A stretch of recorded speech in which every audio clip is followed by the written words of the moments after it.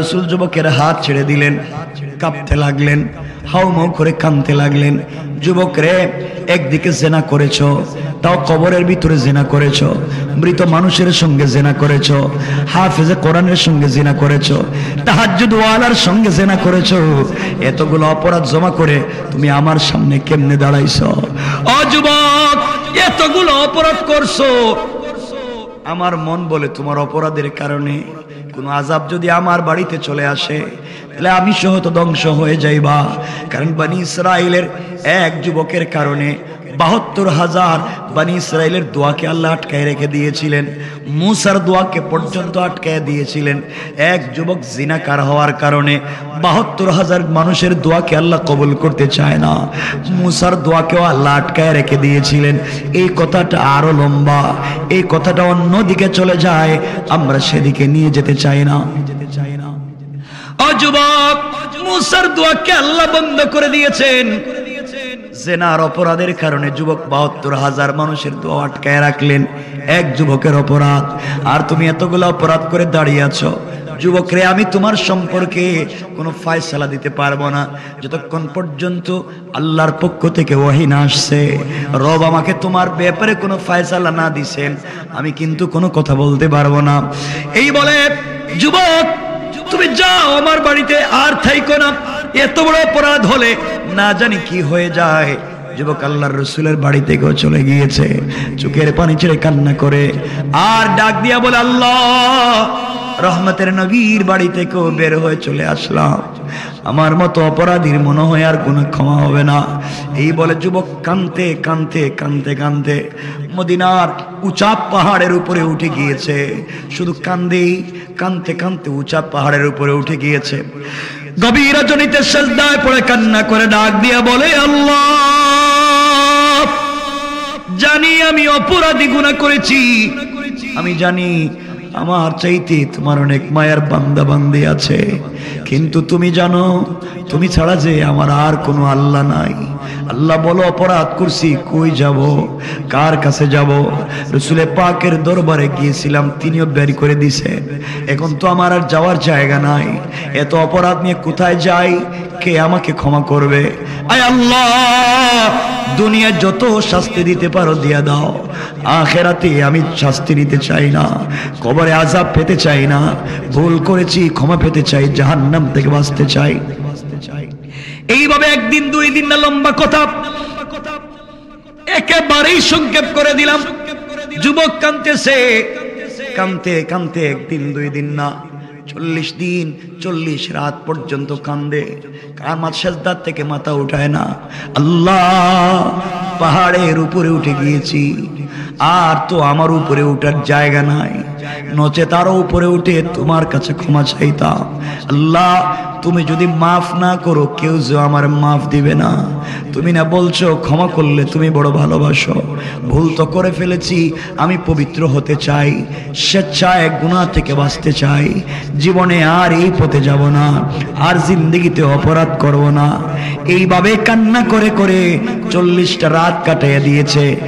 ৪১তম ফজরের সালাতের পরে আল্লাহর রাসূল মসজিদে বসে আছেন, জিবরিল আমিন হাজির হয়ে গেলেন, সালাম দিয়া বলছেন, ইয়া রাসূলুল্লাহ, আপনার সঙ্গে আজ আমি কিছু কথা বলতে চাই, রব পাঠাইছেন আপনার কাছ থেকে চারটা বিষয় জানতে চাই। আল্লাহর রাসূল বলছেন, জিবরাইল বলো, কি জানতে চাও? আল্লাহ মিনাশ শাইতানির রাজীম, বিসমিল্লাহির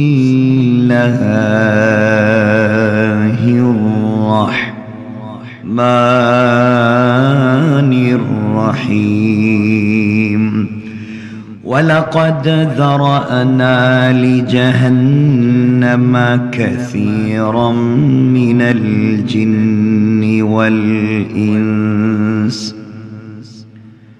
لهم قلوب لا يفقهون بها ولهم أعين لا يبصرون بها ولهم آذان لا يسمعون بها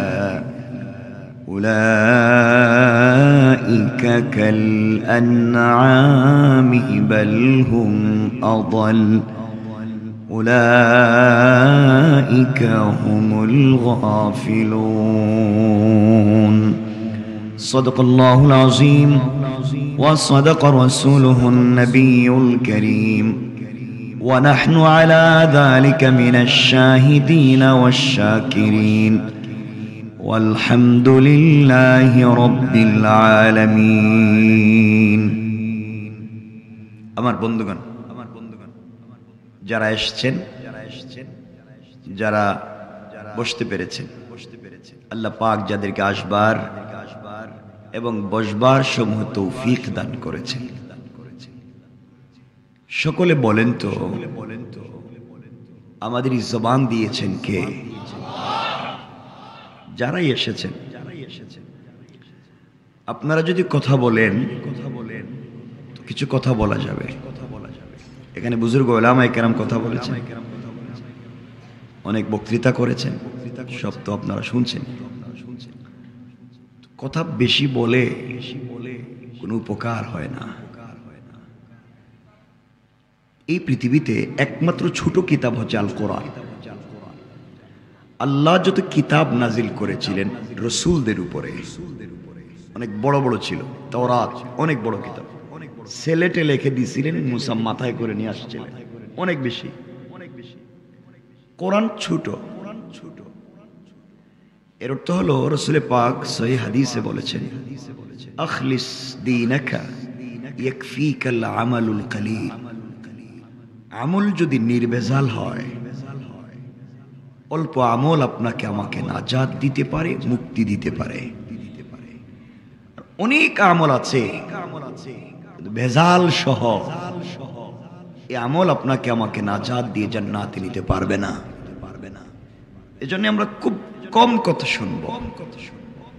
এখানে আমার চাইতে অনেক অনেক অনেক দামি, আমার চাইতে অনেক বড় বড় জান্নেওয়ালা বুজুর্গ উলামায়ে কেরাম, মুহাদ্দিসিন হাজারাত, খুতাবায়ে আযম এখানে এসেছে। তো আমি তো কথা বলারই কথা না, আপনারা সহযোগিতা করলে কথা বলবো ইনশাআল্লাহ। মানে এই আওয়াজ ইনশাআল্লাহ। ভাই আপনাদের কোনো অসুবিধা আছে? গালে হাত দিছেন কে? বউ আছে না মারা গেছে? আছে তো, তাহলে অসুবিধা কি? ঠিক আছে। আরেকজন ছিল, উনি হাত সরায় ফেলাইছেন, বলতেছেন আপনার সাথে সাথে। সকলে আওয়াজ করে বলেন, এই জবান দিয়েছেন কে? এরপরে পিছনেরা কয় না।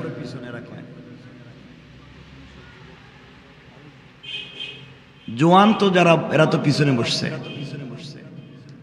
ভালোবাসা এক পক্ষ থেকে হয় না, ভালোবাসতে দুজন লাগে অথবা দুটা পক্ষ লাগে। একা একা ভালোবাসা হয় না। অনেক মানুষের মধ্যে যদি কেউ একা একা কথা বলে যায়, মানুষ তারা পাগল করে, কারণ পাগলেরা নিজে নিজে একা একা কথা বলে। তো আপনাদেরকে আমাকে দেখে মনে হইতেছে যে আমি আসলে পাগল, এরকম না, পাগল।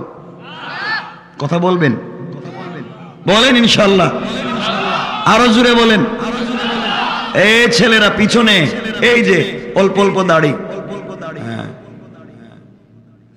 আবার কথা বলতেছে। তোমাকে শয়তান পাইছে না, তুমি নিজেই টাটকা শয়তান হয়ে গেছো, আমি বুঝতেছি না। কোনো কথা বলা যাবে না। আমরা একটা ক্লাসে বসছি, আমি ছোট কিন্তু আমি তো বসছি কথা বলার জন্য। আমি ছোট কিন্তু বসছি তো কথা বলতে, এজন্য কথা শুনতে হবে। খারাপ লাগলে আমাকে বলবেন, আর প্রশ্ন থাকলে কাগজে লিখে দাঁড়িয়ে যাবেন।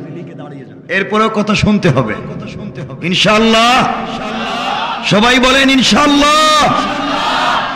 এরপরও কতজনের ঠোঁট নড়ে নাই, আমরা আল্লাহর বইলে দিতেছি, আল্লাহ যাদের ঠোঁট নড়ে না, তুমি জানো এদের ঠোঁট রাখবা না সকালে বন্ধ করে দিবা।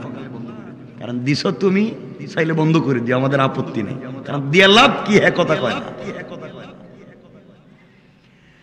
সকলে আমার সঙ্গে নামাজের দুরূদ পড়েন। এই কথা বলার অর্থ হলো আপনাদেরকে তৈরি করা, আমার সাথে যে কথা বলতে হবে। একটু আওয়াজ করে নামাজের দুরূদ পড়েন। আল্লাহুম্মা সাল্লি আলা محمد وعلى آل محمد كما صليت على إبراهيم وعلى آل إبراهيم إنك حميد مجيد اللهم بارك على محمد وعلى آل محمد كما باركت على إبراهيم وعلى آل إبراهيم إنك حميد مجيد আজকের এই প্রোগ্রামের কি বাড়ি বেলনা বড় বাড়ি আজকের এই প্রোগ্রামের সম্মানিত সভাপতি প্রধান অতিথি বিশেষ অতিথিবৃন্দ উপস্থিত হযরত বুজুর্গ উলামায়ে কেরাম আমার সামনে জাতির কর্ণধার ভবিষ্যৎ জীবনে জাতির কান্ডারি কলিজাত টুকরা ছাত্র তরুণ যুবক বন্ধুগণ আলোচনার শুরুতেই আমার পক্ষ থেকে সকলকে আন্তরিক মোবারকবাদ শুভেচ্ছা জানিয়ে আল্লাহ পাক রব্বুল ইজ্জত ওয়াল জালালের শাহী দরবারে শুকরগুজার হচ্ছি যে আল্লাহ আজকের এই মোবারক দ্বীনি জলসায় আমাদেরকে একত্রিত করেছেন সবটুকুন ভালোবাসা আবেগ শ্রদ্ধাকে উজাড় করে শুকরগুজার হচ্ছি সকলে পড়ছি আলহামদুলিল্লাহ আরেকটু জোরে পড়েন আলহামদুলিল্লাহ আমরা খুব বেশি কথা শুনবো না আমি অল্প তেলাওয়াত করেছি কোরআনে কারীম থেকে আমরা একবারে অল্প কোরআনে কারীমের 9 নম্বর পারা থেকে আমরা সূরা আল আরাফ 7 নম্বর সূরা এখান থেকে আমরা কিছু তেলাওয়াত করেছি আল্লাহ এখানে অল্প কথা বলেছে এই অনুবাদটুকুন আপনারা আগে শুনবেন আল্লাহ বলেছেন ওয়ালাকাদ যারানা লিজাহান্নামা কাসীরাম মিনাল জিন্নি ওয়াল ইনস আল্লাহ বলছেন তিনি সৃষ্টি করেছেন আল্লাহ বলছেন আমি সৃষ্টি করেছি জাহান্নামকে আমি সৃষ্টি করেছি মানুষকে এবং জিন্নাতকে অনেক মানুষকে এবং জিন্নাতকে জাহান্নামে দেওয়ার জন্য কাসীরাম মিনাল জিন্নি ওয়াল ইনস অনেক মানুষকে আমি সৃষ্টি করেছি কোথায় দেওয়ার জন্য আসতে বলেন কেন জোরে বলেন এ কথা আমার নয় আল্লাহ বলছেন আমি অনেক মানুষকে সৃষ্টি করেছি দিতে চাই কোথায় জাহান্নামে কোরআনের আরেক জায়গায় বলছেন ওয়ান্নাসুল হিজারা জাহান্নামে যে আল্লাহ আগুনকে প্রজ্বলিত করবেন হাজার মাইল দূর থেকে যে আগুন মানুষকে জ্বালিয়ে দিবে এই আগুনকে প্রজ্বলিত করবার জন্য পেট্রোল অকটেন ডিজেল কেরোসিন বা লাকড়ি এগুলো দিবেন না আল্লাহ বলছেন আমি আগুনকে জ্বালাবার জন্য দুটো জিনিস ব্যবহার করব জাহান্নামে একটা হচ্ছে পাথর আর একটা হচ্ছে মানুষ তো আপনারা বলেন আপনারা কি আল্লাহ বলছেন কি আল্লাহ বলছেন অনেক মানুষকে তৈরি করেছেন জাহান্নামে দিবেন আবার বলছেন জাহান্নামের লাকড়ি হিসাবে ব্যবহার করবেন মানুষকে আপনারা কি বলেন আপনারা কি মানুষ আল্লাহ যে কারণে এত গরম কথা বলেছেন এই কারণ যদি পাওয়া যায় আমরা মানুষ হইলে হয়তো জাহান্নামের লাকড়ি আর নয় মানুষ হইয়া হয়তো অধিকাংশ আমরা জাহান্নামী যদি যে অপরাধগুলো রব বলেছেন সেগুলো যদি আমাদের মধ্যে পাওয়া যায় আমার কথা বুঝলেন আচ্ছা এভাবে সংক্ষেপ শুনেন তো আমরা সামনে কথা বলবো আল্লাহ বলছেন লাহুম কুলুবুল লা ইয়াফকাহুনা বিহা আমি তাদেরকে একটা দিল দিয়েছিলাম মন দিয়েছিলাম কলব দিয়েছিলাম তারা এটা দিয়ে আমারে চিন্তা করেনি অনুভব করেনি ওটা দিয়ে আমাকে বুঝতে পারেনি তারা দিল দিয়ে চিন্তা করছে কোন জায়গায় চাঁদাবাজি করব কার জায়গা দখল করব মসজিদ মাদ্রাসার কেশের পয়সা মাইরা খাইব ভাই বোনের হক মাইরা খাইব এরপরে সব মাইরা হজে গিয়া কাবার গিলাফ ধরে কানবো নিজের মেয়েরে ঠকাইয়া নিজের ছেলেরে সম্পত্তি দিয়া কাবার গিলাফে দইরা যে কান্দে হে হইল নির্বেজাল একটা টাটকা ফরমালিন ছাড়া শয়তান এলে দিল দিয়েছিলেন এই দিল দিয়া রবকে চিনবার কথা ছিল যে রব আমাকে আপনাকে পৃথিবীতে প্রেরণ করেছেন সে রবকে না চিনে আমি দুনিয়ার সবকিছুর অনুভব করতে পারলাম সবকিছু বুঝতে পারলাম যেই দিল দিয়া রবকে বুঝতে পারলাম না যেই দিলে রবের জায়গা দিতে পারলাম না যেই দিলে আল্লাহর তাওহীদ আর রাসূলের রিসালাতকে আমরা প্রতিষ্ঠিত করতে পারলাম না রব বলেছেন এই দিলওয়ালা মানুষকে আমি জাহান্নামে দেব এতটুকুন বুঝছেন? কথা বলে না, না বুঝলে আবার বলবো, না বুঝলে আবার বলবো, যতক্ষণ না বুঝবেন আবার বলবো। রাসূলে পাক না বুঝলে আবার বলতেন, তাইলে আবার বলতেন। আমার ওয়াজ এটা ব্যবসা না। আমি এখানে বসছি, আল্লাহ আমাকে ডাইল ভাত খাওয়ার ব্যবস্থা দিয়েছে, যারা আমার চিনেন তারা জানেন। আমি বসেছি, আমি দিলের তাকাজায় কিছু কথা বলবো। কিয়ামতের দিন আমি আপনাদের কারণে বিপদে পড়তে চাই না। আল্লাহ যদি বলে তোরে বসাইছিলাম এত কোটি মানুষ থাকতে চেয়ারে, আমার গোলামরা যে বলছিলে ওরা বুঝলো কিনা একবারও জানতে চাইলে না, সময় নষ্ট করছো কেন, জবাব দাও। আমার এত বিপদ নিয়ে ঘুরবার দরকার, এজন্য না বুঝলে আবার বলেন। যেই দিলে আল্লাহ নাই, যেই দিলে রাসূল নাই, যেই দিলে আল্লাহর তাওহীদ নাই, যেই দিলে রাসূলের রিসালাত নাই, যেই দিল দিয়া আল্লাহকে চিনা যায় না, এই দিলওয়ালা মানুষকে আল্লাহ দিবেন কোথায়? সবাই বলেন। এখন আপনারা বলেন, আপনাদের দিলে আল্লাহ আছেন? মিথ্যা কথা বলবেন না, বলেন আছেন। তাইলে ডাকাতি করে কেরা, চুরি করে কেরা? আপনাদের দিলে যদি আল্লাহ থাকে, আল্লাহ যখন ডাক দেয় মসজিদে আসো হাইয়া আলাল ফালাহ, তখন দোকানে বৈশা চা খাইয়া মানুষের বদনাম করে কে? কোন শয়তানে? কিসের আপনার দিলে আল্লাহ আছে? শুনেন, আমরা সামনে বলবো কিছু অল্প অল্প কথা। এরপর আল্লাহ বলছেন ওয়ালাহুম আ'য়ুনুল লা ইউবসিরুনা বিহা, আমি তারে চোখ দিছিলাম। এই চোখ দিয়ে তো ভালো জিনিস দেখার কথা ছিল, আমারে দেখবে, আমার কোরআন দেখবে, ভালো জিনিস দেখবে, কিন্তু ওটা দেখে নাই। শুধু কোরআন দিয়ে দেখছে কার জায়গা জমি নিজের নামে বুয়া জাল দলিল বানানো যায়। চোখ দিয়া দেখছে কেমনি আরেকজনে ঠকানো যায়। কথা বলেন না কেন? চোখ দিয়া দেখছে কেমনে ওজনে কম দেওয়া যায়। এই চোখওয়ালা মানুষকে আল্লাহ দিবেন কোথায়? সুতরাং এখানে যদি এমন চোখওয়ালা কেউ থাকো যে ওজনে কম দেও, এমন চোখওয়ালা কেউ থাকো পাবলিককে ঠকাও, এমন চোখওয়ালা কেউ থাকো চোখ থাকবার পরেও মিথ্যা সাক্ষী দিয়েছ, চোখ দিয়ে দেখছো এটা মিথ্যা, এরপরেও সাক্ষী দিছ, তুমি তাহাজ্জুদওয়ালা হইলে, কাবা ঘরের ইমাম হইল, মসজিদ সাক্ষী রেখে বলছি বান্দার হক নষ্ট করেছো, আল্লাহর হক নষ্ট করেছো, চোখ দিয়ে ভালো জিনিস না দেখে তুমি টাটকা জাহান্নামী। বুঝছেন তো? ঠিক আছে। এরপর আল্লাহ বলছেন ওয়ালাহুম আযানুল লা ইয়াসমাউনা বিহা, আল্লাহ বলছেন দিছিলাম তো কান, দিছিলাম তো কান ভালো জিনিস শুনবার জন্য। আযান শুনবার পরে মসজিদে যায় না, কিন্তু গান শুনলে গান দেখতে যায়। কথা বলেন। তাকবীরের ধ্বনি হইলে এটাকে সাম্প্রদায়িক দাঙ্গা বলে কানে আঙ্গুল ঢুকাইয়া দেয়।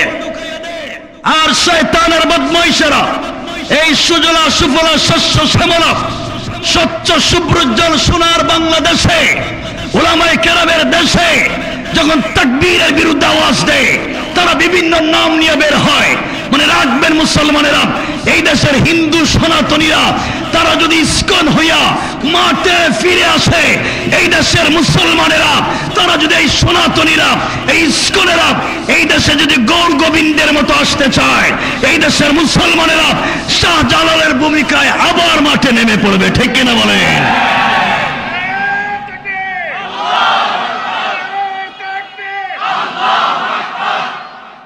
কথা কি বুঝলেন আমার? তাহলে আল্লাহ কান দিছিলেন ভালো জিনিস শোনার জন্য। আমরা শুনি না, শুধু মানুষের বদনামটা শুনি, ভালো জিনিস শুনি না, খারাপ জিনিস শুনি। আল্লাহ এতকুলা বলার পরে বলছেন উলাই, এরা চতুষ্পদ জন্তুর মতো, বালহুম আদল, তার চাইতে আরো খারাপ। কেন? কান দিছিলাম ঠিক মতো শুনে নাই, দিল দিছিলাম ঠিক মতো বুঝে নাই, চোখ দিছিলাম ঠিক মতো দেখে নাই। এতগুলার কারণ হে গাফিল। আল্লাহ বলছেন এরপরে উলাইকা হুমুল গাফিলুন, এরা গাফেল। তাহলে এই গাফেলদেরকে আয়াতের শুরুতে বলছেন কিছু মানুষকে জাহান্নামে দিবেন, আয়াতের শেষে বলছেন এরা গাফেল। তাহলে যেই মানুষের জাহান্নামে দিবেন হে সচেতন না অসচেতন না গাফেল? আল্লাহ বলছেন কান থাকলো শুনলো না, চোখ থাকলো দেখলো না, দিল থাকতো চিন্তা করলো না, এটা গাফেল, এটা অসচেতন। তার জন্য জান্নাত না জাহান্নাম?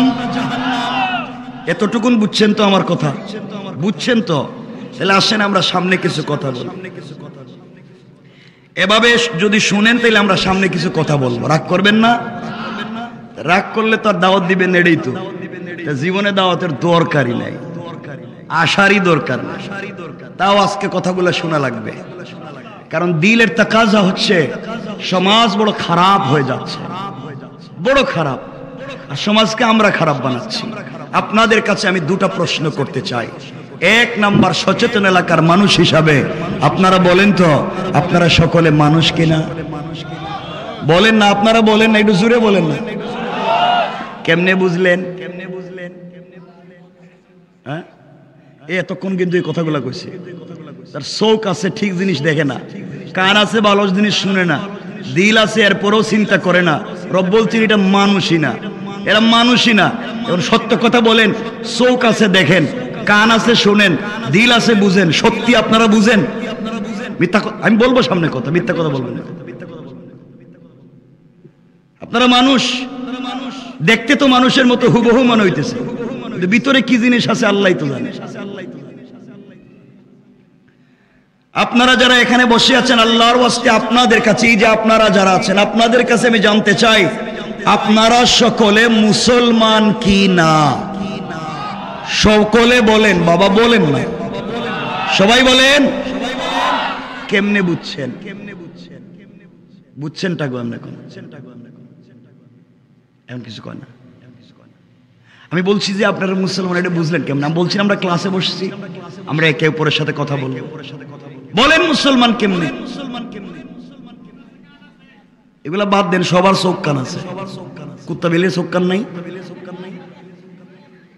বলেন কেমনে?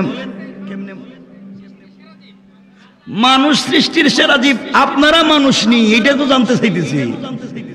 আল্লাহ তো মানুষরে কইছে সৃষ্টির সেরা জীব, সৃষ্টির সেরা তো মুহাম্মদ, সৃষ্টির সেরা সাহাবায়ে কেরাম, তাবেঈন, তবে তাবেঈন, আইম্মায়ে মুজতাহিদিন, সালফে সালেহিন, আকাবিরে দ্বীন, উলামায়ে মুতাকাদ্দিমিন, মুতাআখিরিন, আসফিয়ায়ে কেরাম, এরা তো মানুষ ঠিকই, কিন্তু আপনারা জিনিসটা কি এটা আমরা জানতে চাই। বলেন আপনারা কেমনে বুঝলেন মুসলমান? না আমি কইতে যাইব কেন? বলেন আপনারা, বলেন। কথা কয় না, একজন কইছে তো, একটা তো কইতে পারছে, কথাগুলো শুনেন। একজন বলছে আমরা কালিমা পড়ে মুসলমান। আর কারো জানা আছে কিছু? আর কারো জানা আছে কিছু? আর কিছু জানা আছে কিছু? শুনেন, বুঝেন কথাগুলো। এই যে বলছে আমরা কালিমা পড়ে মুসলমান, কালিমা কোন দিন পড়ছেন কইতে পারবেন? জানা আছে কোনদিন কালিমা পড়ছিলেন? কোন দিন?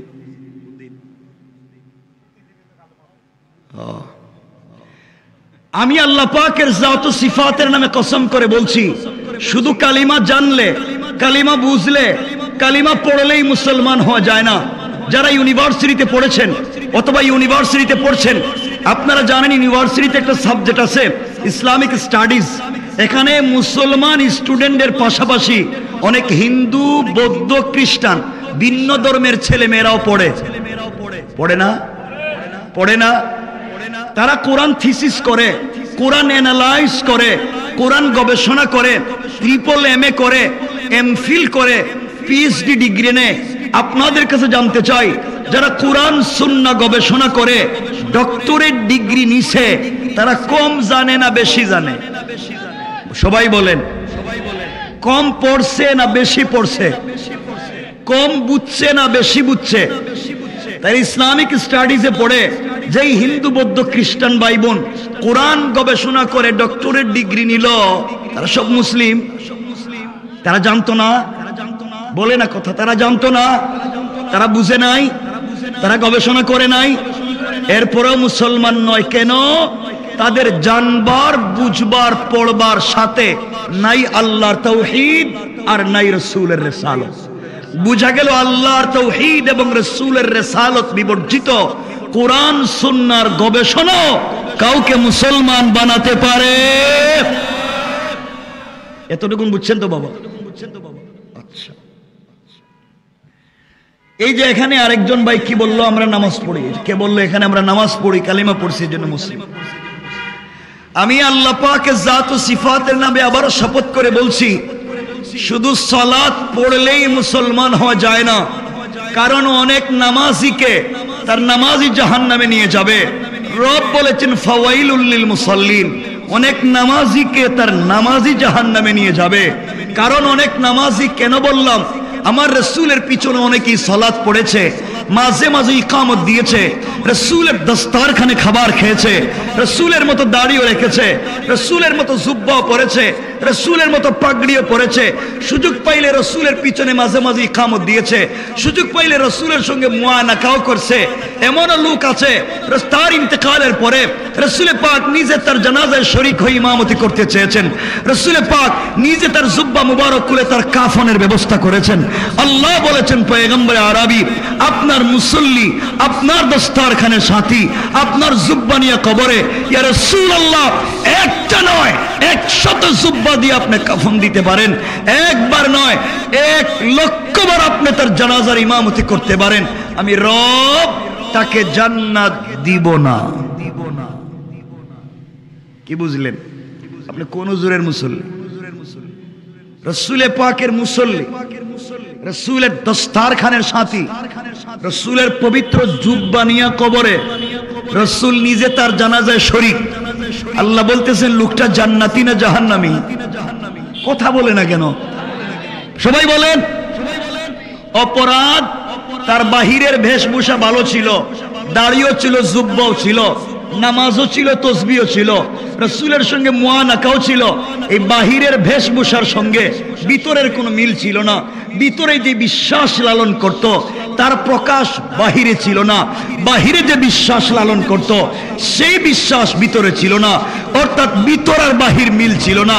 যার ভিতর আর বাহির মিল নাই তার নাম, আসতে বলবেন না কিন্তু, সবাই বলেন তার নাম, আবার বলেন তার নাম মুনাফিক। আপনাদের তো বাহিরটা আমি দেখতেছি মাশাআল্লাহ, এখন ভিতরটা সেম সেম আছে এটা তো জানা দরকার। তাহলে যদি আপনাদের ভিতর বাহির মিল না থাকে, ওই আপনারাই মুনাফিক, ওই আপনারাই, এই আপনারাই, আপনারাই মসজিদে নামাজ পড়েন না, যে কোনো মসজিদে নামাজ পড়েন না। এই মসজিদের ভিতরে নামাজ পড়া হুকুম কার? সবাই বলেন। তরিকাটা কার? রাসূলের। তরিকাটা কার? আমরা নামাজে গিয়া তাকবীর বান্ধি, এটা হুকুম কার? তরিকা কার? আমরা সূরা ফাতিহা আগে পড়ি না অন্য সূরা পড়ি? হুকুম কার? তরিকা কার? আমরা আগে রুকু দিই না আগে সেজদা দিই? হুকুমটা কার? তরিকাটা কার? আমরা আগে ডান দিকে সালাম ফিরাই না বাম দিকে? হুকুমটা কার? তরিকাটা কার?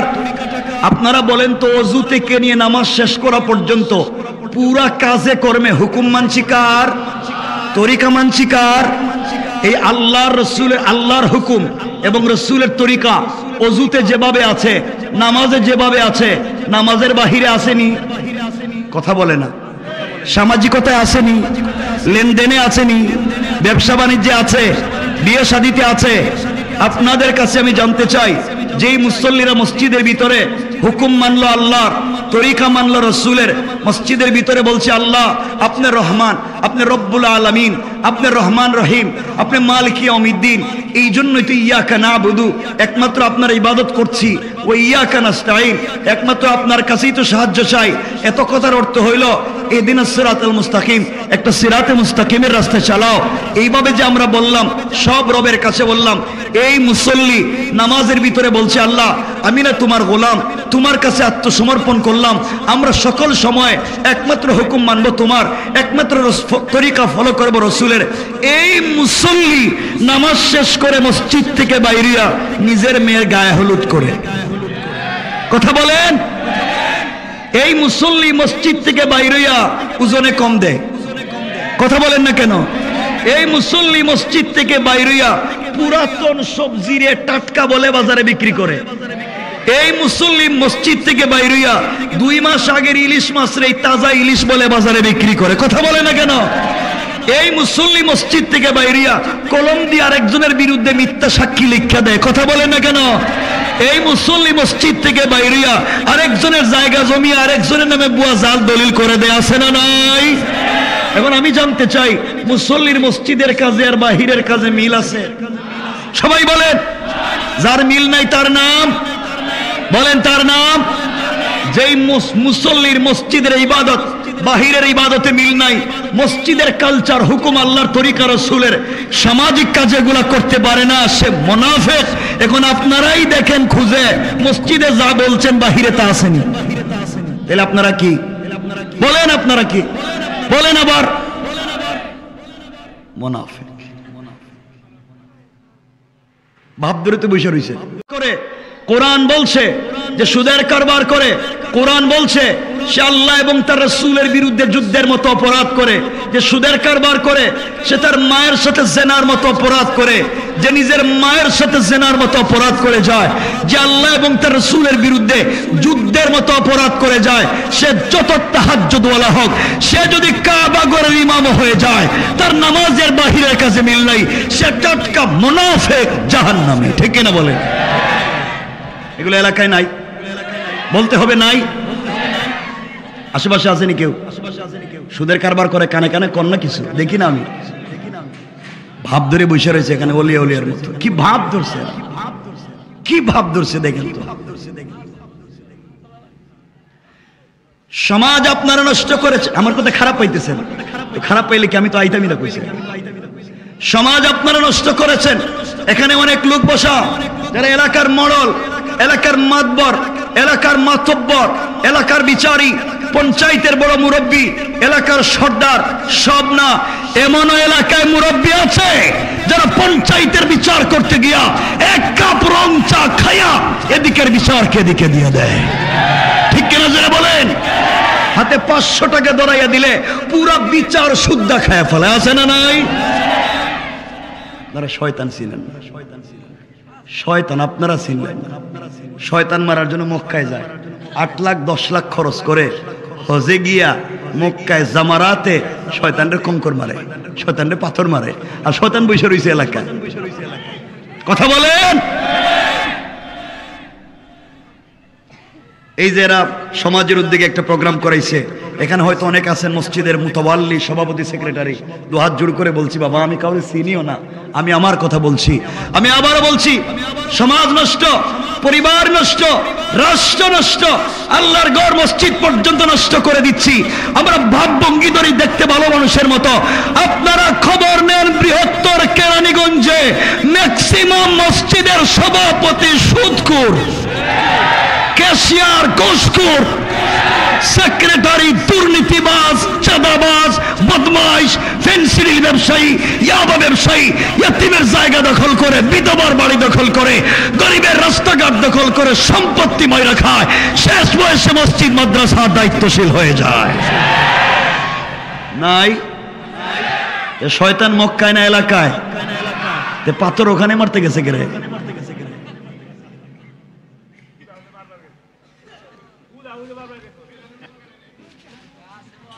আচ্ছা শুনেন, গত হজের আগের হজে দেখলাম এক হাজি সাহেব হজে গিয়া জামারাতে শয়তানরে কঙ্কর মারতেছে। মারতে মারতে বুধ রাগ উঠে গেছে, জুতা খুললে মারতেছে। শয়তান পুরো এলাকা মাইল লেগে রাখছে, এখানে বসে রয়েছে, জুতা দিয়ে মারতেছে। আমি আপনাদের কাছে জানতে চাই, সম্মানপূর্বক সবিনয় নিবেদন করে জানতে চাই, যে শয়তানকে 10 লাখ খরচ করে মক্কায় জুতা মারতে গেছিলেন, এই শয়তান কেরানীগঞ্জে সুদের কারবার করছে?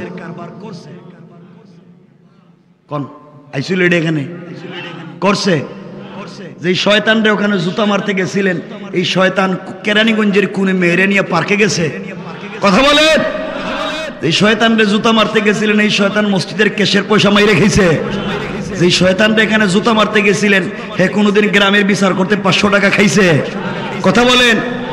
তাইলে যেই বেচারা 500 টাকা খাইয়া গ্রামের বিচার করে, হে মক্কায় না এলাকায়? সবাই বলেন। যেই বেচারা সুদের কারবার করে, মক্কায় না এলাকায়? যে চাঁদাবাজি করে, মক্কায় না এলাকায়? যে মসজিদের কেশের টাকা মাইরা খায়, মক্কায় না এলাকায়? যে গ্রামে 2 জন দিয়ে মাইল লাগাইয়া বাবুর মতো সুন্দর শার্ট, সুন্দর লঙ্গি পইরা ঘুরে বেড়ায় আর পয়সা মাইরা খায়, মক্কায় না এলাকায়? তাহলে শয়তান মক্কায় না এলাকায়? তো জুতা মারতেই বা মক্কায় না এলাকায়?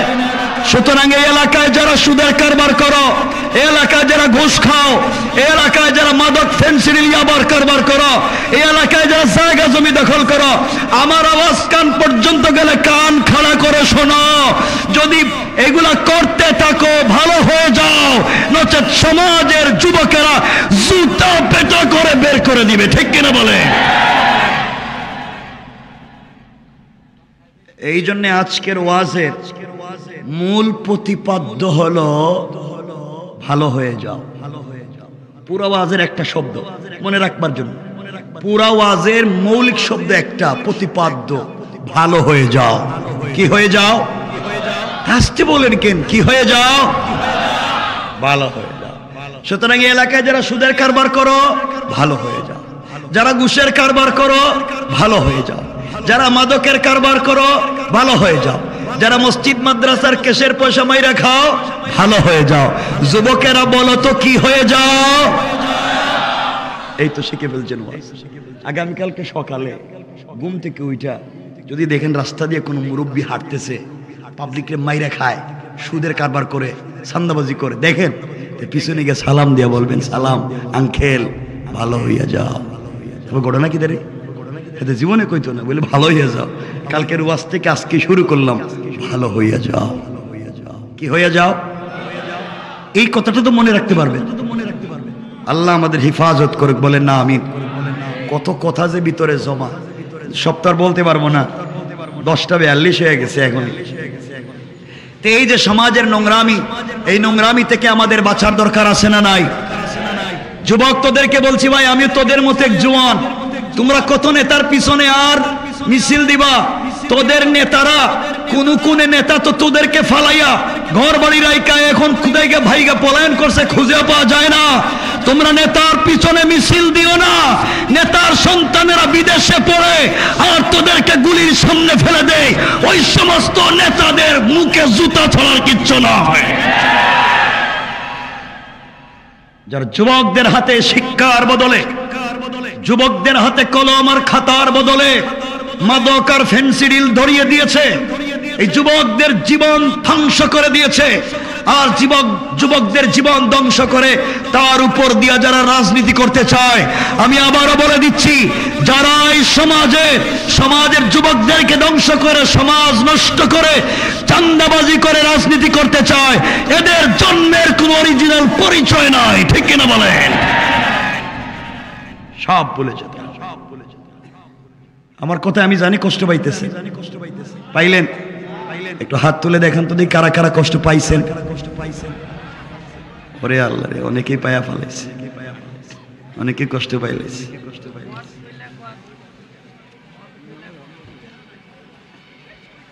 কষ্ট পাইছেন নি ভাইরে? চাঁদাবাজি কইরো না।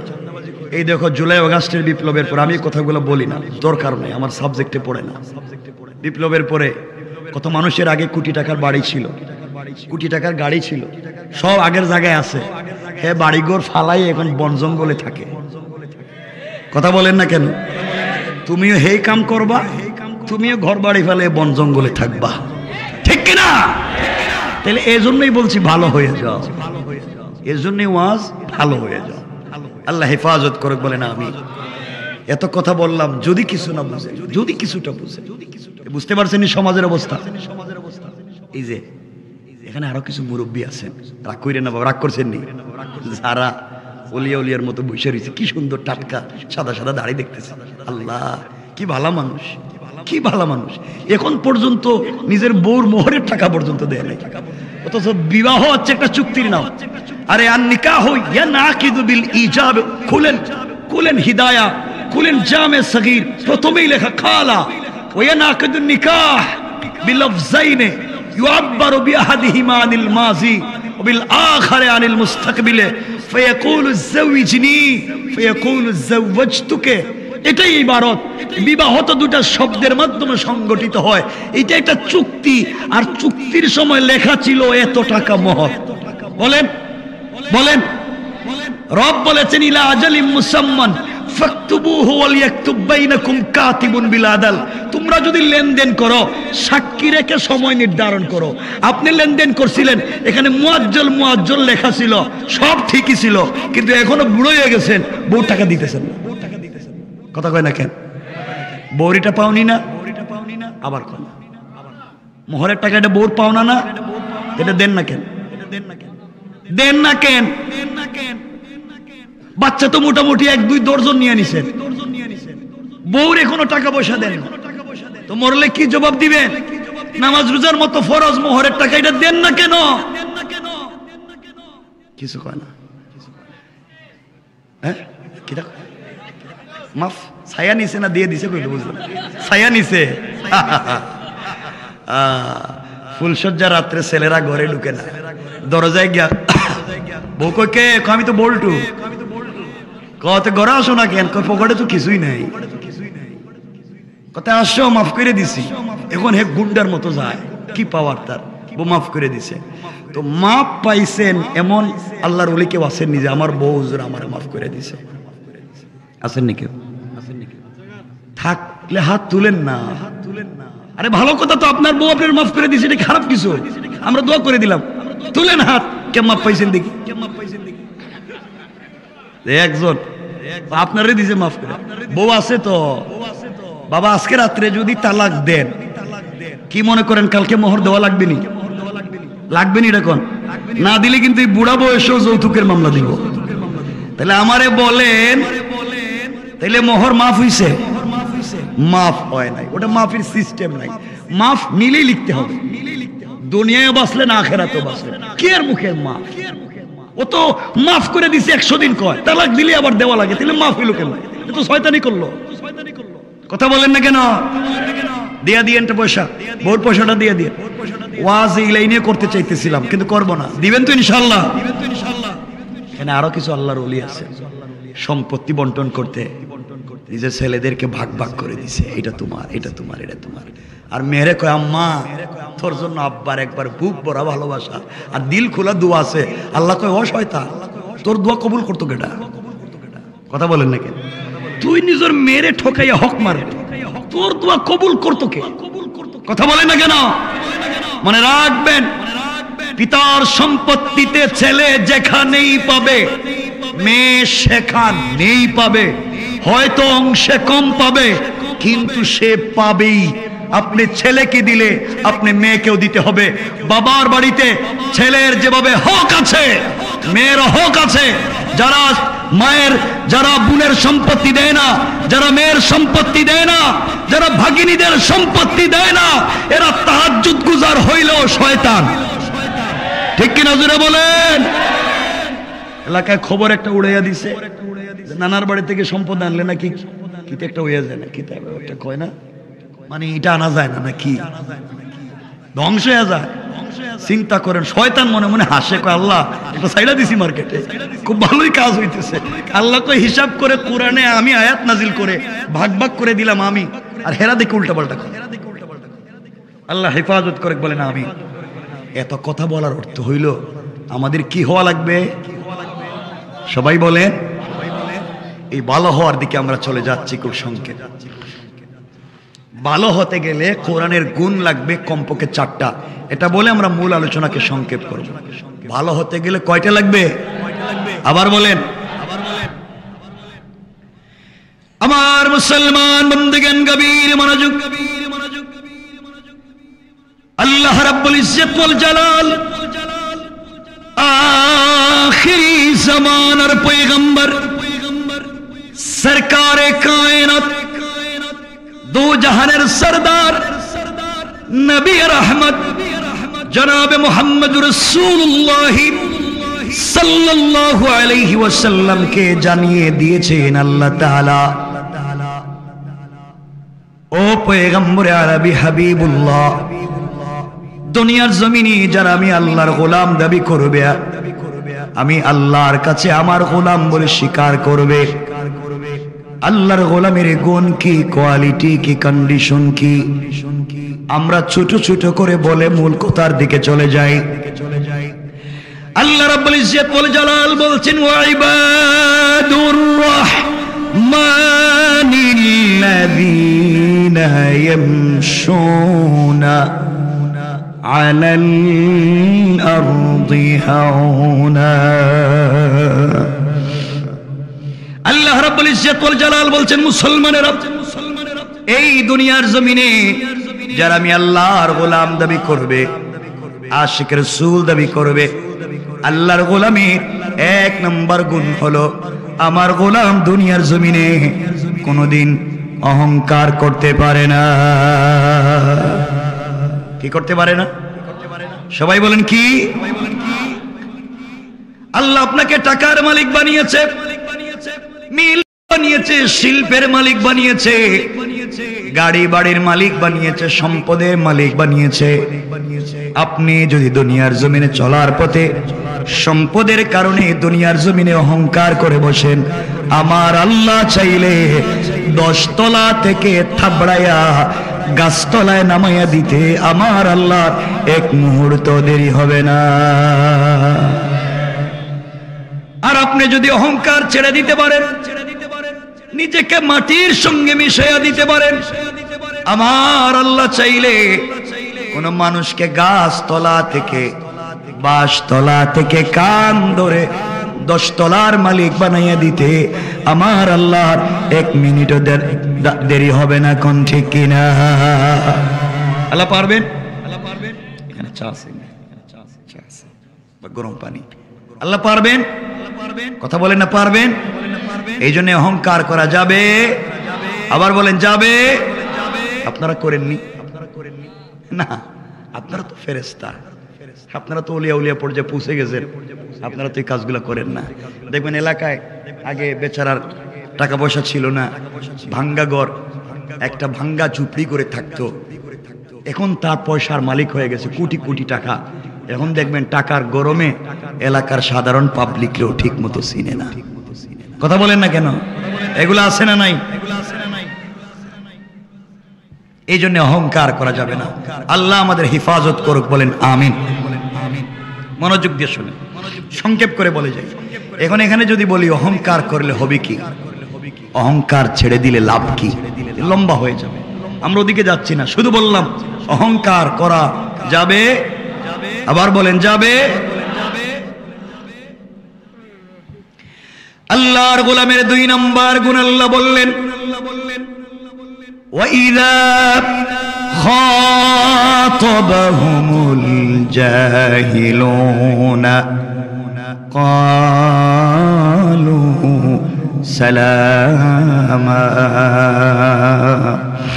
আল্লাহ রাব্বুল ইজ্জত ওয়াল জালাল বলছেন, মুসলমানেরা, এই দুনিয়ার জমিনে যারা আমি আল্লাহর গোলাম দাবি করবে, আশিক রাসূল দাবি করবে, আল্লাহর গোলাম নিজেকে মনে করবে, বান্দারে আল্লাহর গোলামের 2 নম্বর গুণ হলো আমার গোলামকে কেউ গালি দিলে গালির জবাব দিবে না, আঘাত করলে আঘাতের জবাব দিবে না, গীবত শিকায়াত সমালোচনা করলে জবাব দিবে না, বরং আমি আল্লাহ গোলামকে কেউ যদি গালি দেয়, আমার গোলাম গালির জবাবে গালি না দেয়া ওই ব্যক্তির জন্য শান্তি আর সালামতের দোয়া করে যায়। পড়েন সুবহানাল্লাহ। আল্লাহর গোলামের 2 নম্বর গুণ গালি দেওয়া।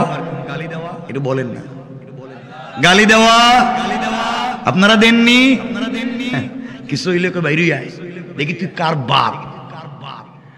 গালি দেওয়া যাবে না। কেউ যদি আমাদেরকে গালি দিয়েও ফেলে, আমরা বিনিময়ে শান্তির দোয়া করব, সালাম দিব। আল্লাহর রাসূলকে আল্লাহ জানিয়েছেন, খাতাবাহুমুল জাহিলুন ক্বালু সালামা, তার জন্য শান্তির দোয়া করুন, তাকে সালাম দিন।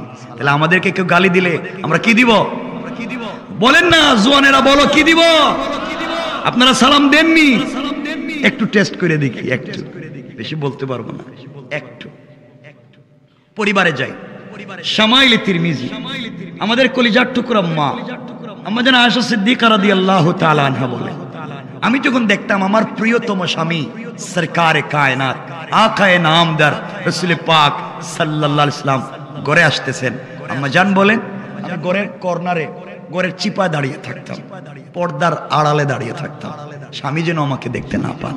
তিনি ঘরের ভিতরে ঢুকে আয়েশা বলে আমাকে ডাক দিবেন, আর আমি ঘরের পর্দার আড়াল থেকে বের হয়ে ঝাপটি মেরে তাকে জড়িয়ে ধরে তার কপালে চুম্বন দিয়া আমি স্ত্রী হিসাবে আমার স্বামীকে সর্বপ্রথম সালাম দিব। না সুবহানাল্লাহ, এটা আগামীকালকে কইল, আর একটু জোরে পড়েন না সুবহানাল্লাহ। কিন্তু আম্মা জান আয়েশা বলছেন, ওয়াল্লাহি, আল্লাহর জাত ও সিফাতের শপথ, আমি আমার জিন্দেগিতে আমার স্বামীকে ট্রাই করেও সালাম দিতে পারলাম না। রাসূল পাক ঘরে আসার অনেক দূরে থাকতে আমাকে সালাম দিতেন। আর জোরে কন্যা সুবহানাল্লাহ। এটা বললাম শামাইল তিরমিজির হাদিস। এখন আপনাদেরকে বলি মেশকাত বাবু তিব্বে ওর রেকাক, ডাক্তার এবং ডাক্তার। রাসূল বলছেন, যেই ঘরে স্বামী স্ত্রীকে, স্ত্রী স্বামীকে আওয়াজ করে বড় করে একে অপরকে সালাম দিবে, তাদের হার্ট এবং কিডনিতে যদি কোনো রোগ থাকে আল্লাহ তা থেকেও মুক্ত করে দিবেন। একে অপরকে সালাম দিলে 100 থেকে 300টা বারাকাতের দরওয়াজা খুলে দিবেন। রাসূল পাক যদি তার স্ত্রীকে আগে সালাম দিতে পেরেছেন, আমরা পারবো না? বলেন ইনশাআল্লাহ। নবীজি বিশ্ব নবী, আল্লাহর পরে যার মর্যাদা, তিনি নিজের স্ত্রীর সালাম দিয়েছেন। পরিবার কত সুন্দর ছিল। আমার রাসূলের ঘরে এয়ার কুলার ছিল না, এয়ার কন্ডিশন ছিল না, টাইলস ছিল না, সিরামিক ছিল না, কিচ্ছু নাই।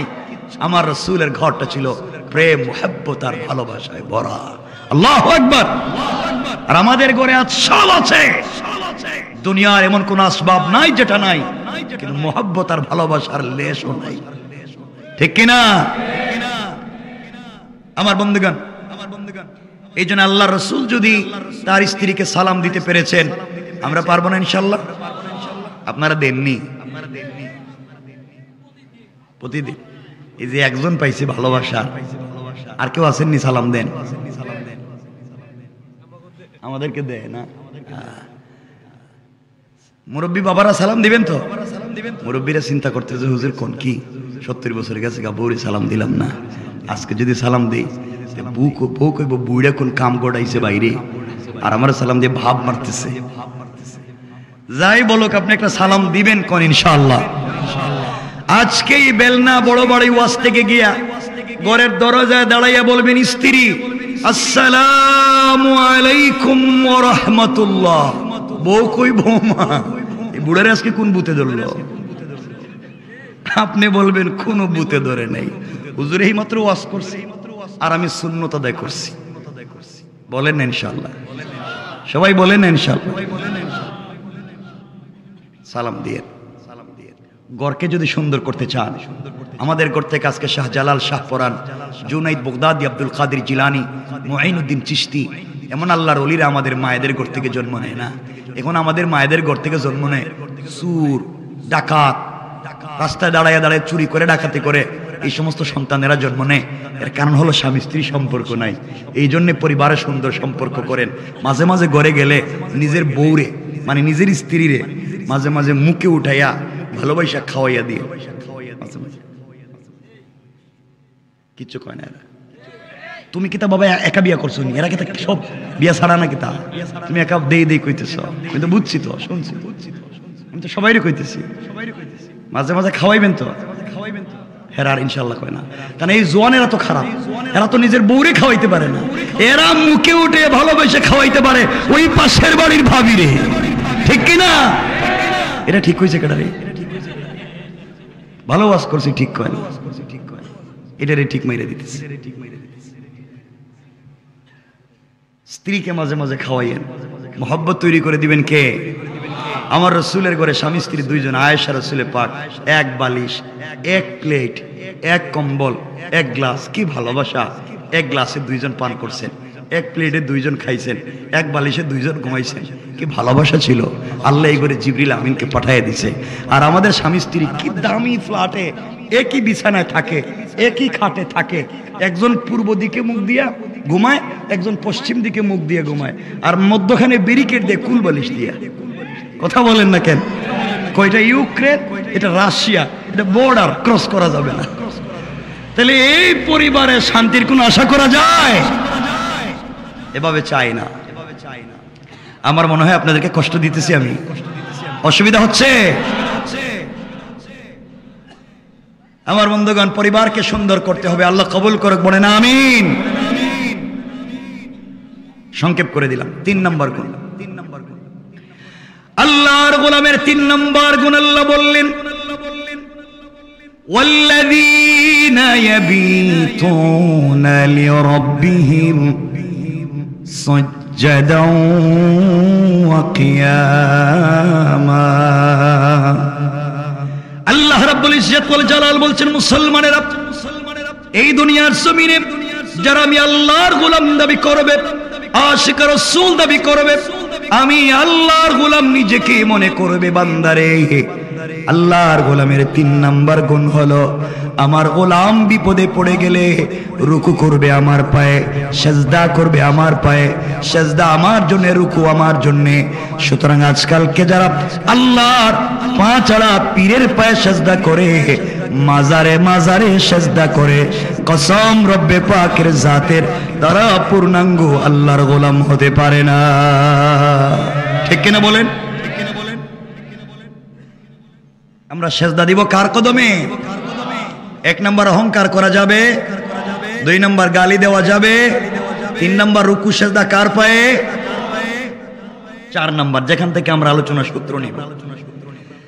4 নম্বর গুণ আল্লাহ বলছেন এরপরে আয়াতে, والذين يقولون ربنا اصرف عنا عذاب جهنم إن عذابها كان غراما।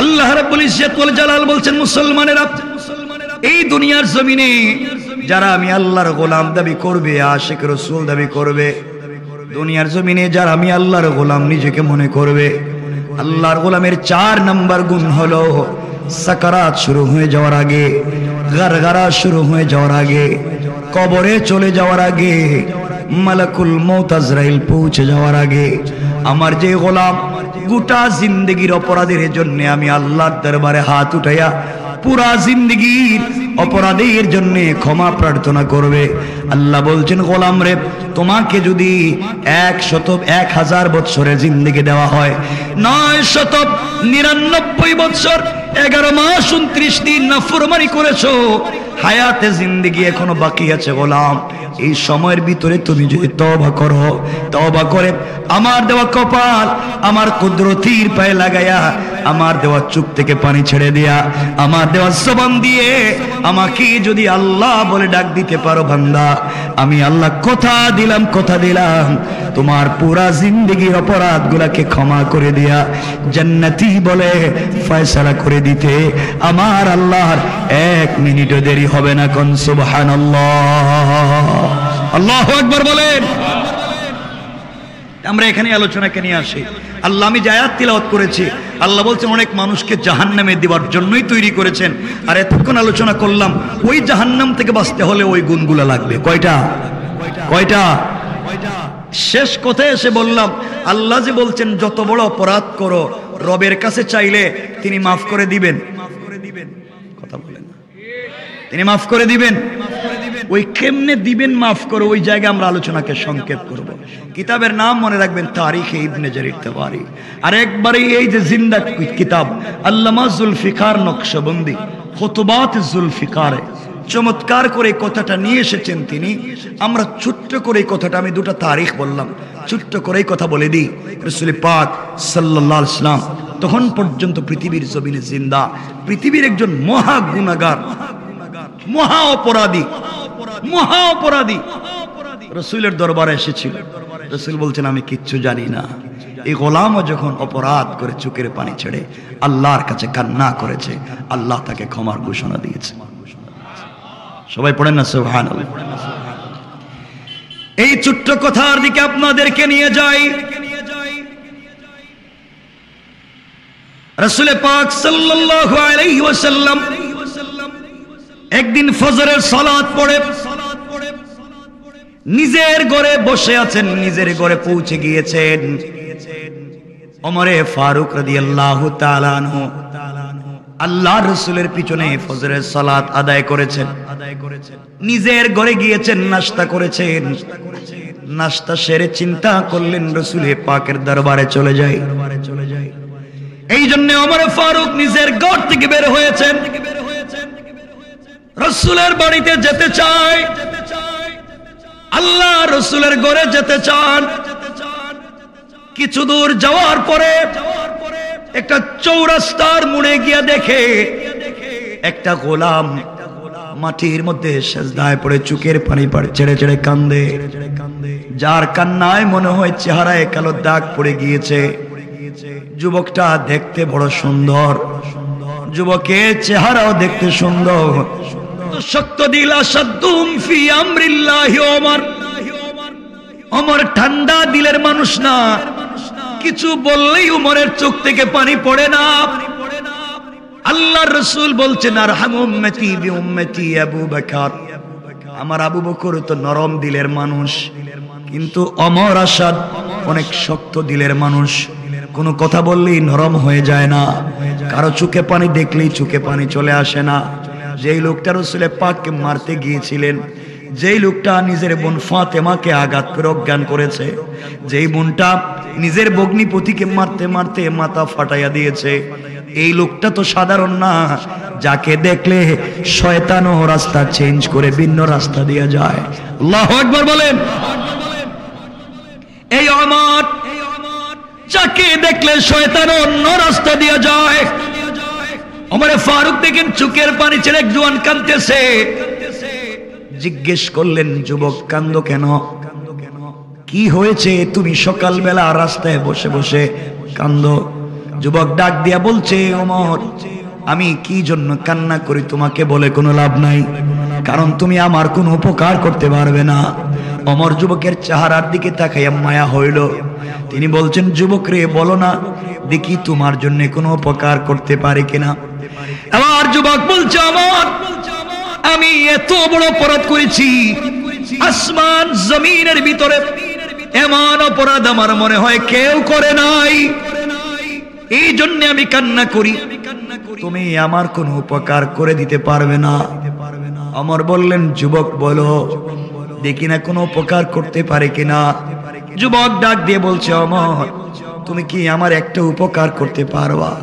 এখন সরকারে কায়নাত রহমতের নবী বিশ্ব নবী আল্লাহর বন্ধু এখনো দুনিয়ার জমিনে জিন্দা, তুমি কি আমাকে রাসূলে পাকের দরবারে নিয়ে যেতে পারবা?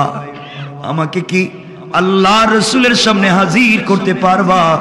আমার মন বলছে, রহমতের নবী আমার গুনার জন্য আল্লাহর কাছে যদি কোনো কথা বলে হয়তো দুনিয়ায় ক্ষমা পাইতে পারি। ওমর বললেন, চলো তোমাকে নিয়ে যাই রাসূলের পাকের বাড়িতে। আমার যুবকটাকে নিয়ে আসলেন, বাহিরে দাঁড় করিয়ে দিলেন, দরজায় নক করলেন। আল্লাহর রাসূল দরজা খুলে দিয়েছেন। জিজ্ঞেস করলেন, ওমর সকালবেলা কেন এসেছো? ইয়া রাসূলুল্লাহ এসেছিলাম আমার কিছু প্রয়োজনে, এখন আপনার কাছে আমার প্রয়োজনের চাইতে আরো কিছু বড় প্রয়োজন বলতে চাই। দেখেন না আমার রাসূল কেমন ছিলেন, সাধারণ মানুষের সঙ্গে তার কেমন ব্যবহার ছিল, কে বড় লোক কে খারাপ কে ছোট লোক কিছুই দেখতেন না। আজ আমরা বেছে বেছে বড় লোকদের সঙ্গে সম্পর্ক করি, গ্রামগঞ্জে কাঙ্গালি বুঝ দেই, কাঙ্গালি বুঝ দিয়া গ্রামগঞ্জে খাবারের আয়োজন করি গরিবের নাম করে, আর এসি রুমে বসাইয়া যাদেরকে খাওয়াই সবগুলা ধান্দাবাজ। কথা বলেন না কেন? আর গরিবদেরকে রাস্তায় খাওয়া বড় কাঙ্গাল। আপনাদের কষ্ট হইতেছে মনে হয়, অনেক লম্বা হয়ে যাইতেছে। আমি কয়েক মিনিটে শেষ করে দিই, কারণ আপনাদের কষ্ট দিতে চাই না, কারণ ওয়াজ তো আমি করতেছি আর আপনাদের কষ্ট হইতেছে, ঠিক না?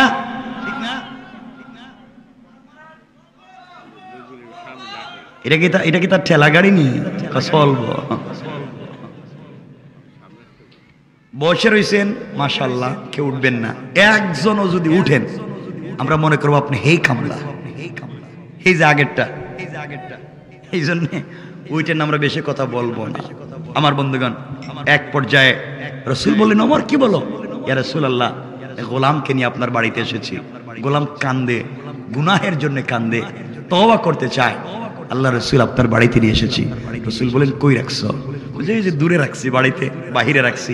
রাসূল বলছেন, ওমর এটা কোন কথা হইল? আমার বাড়িতে নিয়ে এসেছো আল্লাহর গোলাম, যার দিলের ভিতরে পবিত্র হওয়ার ধান্দা। রব বলেছেন, ইন্নাল্লাহা ইউহিব্বুত তাওয়াবিন ওয়া ইউহিব্বুল মুতাতাহহিরিন, যে তওবা করে পবিত্র হয়ে যায় রব তারে বড় ভালোবাসে। তুমি বাড়ির বাহিরে রাখছো, ওরে আমার বাড়িতে নিয়ে আসো। রাসূল তাকে কাছে বসাইলেন, কোনো কথা শুনলেন না, নিজের হাতে নাস্তা খাওয়াইলেন, হাত মুখ মুছাইয়া দিলেন, সব পরিষ্কার করে এবার বলছেন, বলো তো কি হইছে? সুবহানাল্লাহ বললেন না? আমরা তো গড়েই ঢুকাই না।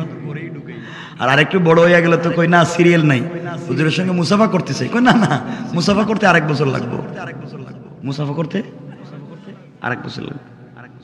খারাপ পাইলেন এই কোথায়? রাগ কইরেন না বা অন্য কিছু মনে করেন না। আমরা এমন হয়ে গেছি কিছু হুজুররা, যে দেখবেন একটু হুজুর একটু শুনছি, হুজুরদের সঙ্গে মুসাফা করলে একটু সগীরা কোনো মাফ হয়, একটু দেন না হাত। না না, আমার ঠান্ডা লাগতেছে, হাত দিতে চায় না। কিন্তু মুসাফার সময় যদি বড় হুজুরের হাতে একটু হাদিয়া, হাদিয়া বুঝছেন না, এই যে একটু হাদিয়া, হুজুর আমার ছেলে অস্ট্রেলিয়া থেকে দিয়েছিল, একটু হাদিয়া, thank you thank you, very good, আবার আইসো, কেমন আবার আইসো, চিন্তা করলেন সব আবার আইসো ঠিক করে দিল।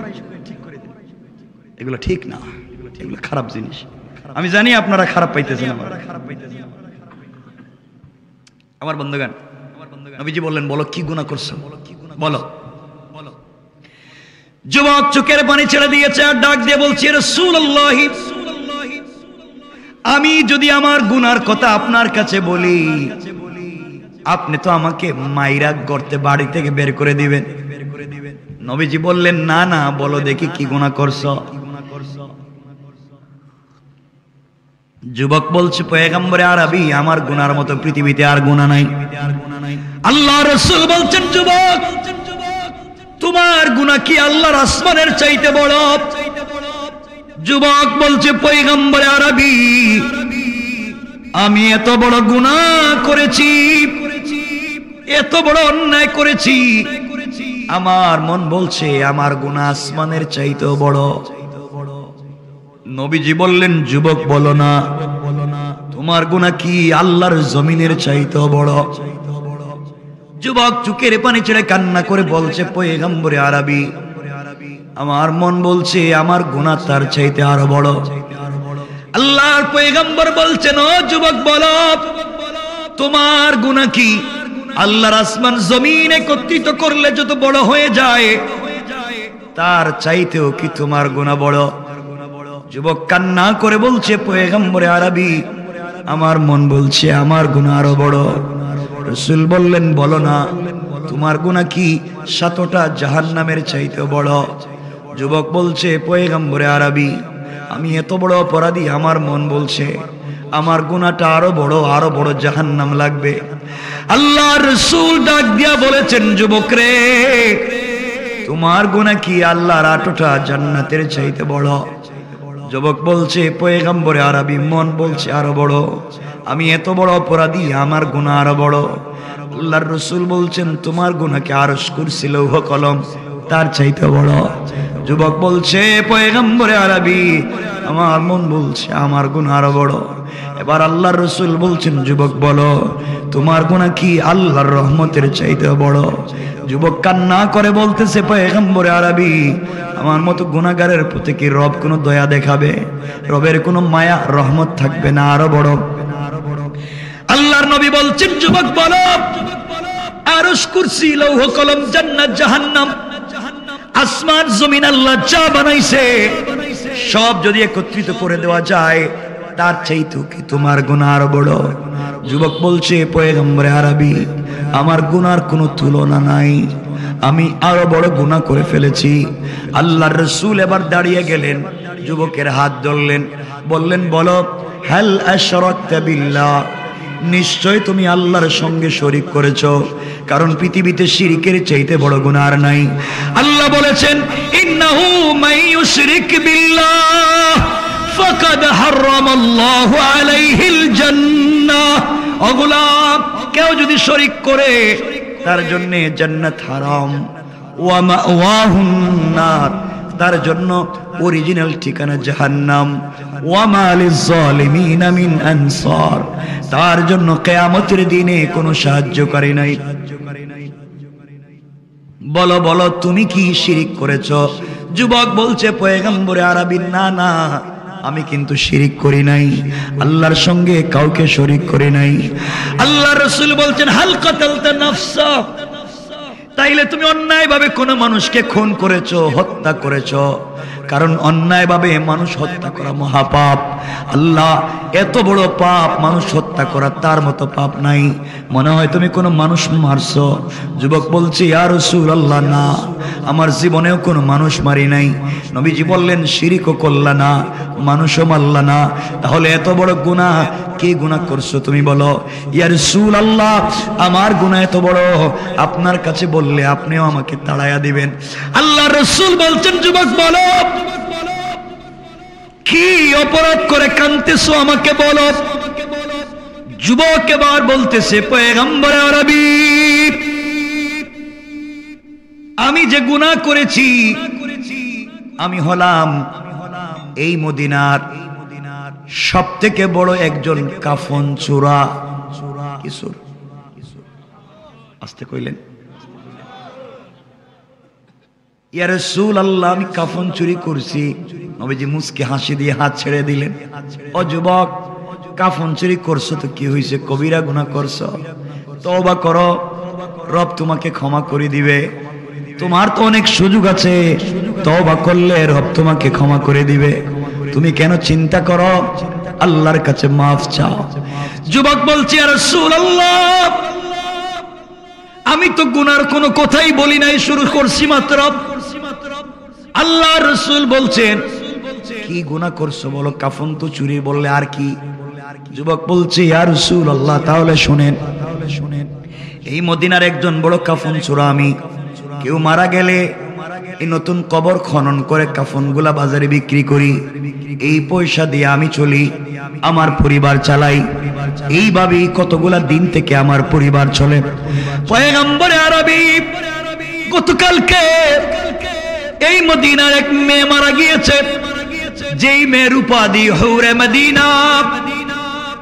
এই মেয়েটা আজ পর্যন্ত পৃথিবীর কোন পুরুষ মানুষ দেখে নাই, তার বাপ ভাই ছাড়া। পয়গম্বরে আরবি, মেয়েটা তাহাজ্জুদ গুজার।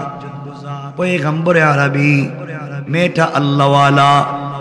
ও পয়গম্বরে আরবি, মেয়েটা সারাদিন রোজা রাখে, সারা রাত সালাত পড়ে পড়ে কান্না করে। এই মেয়েটার এখনো পর্যন্ত বিয়ে হয় নাই।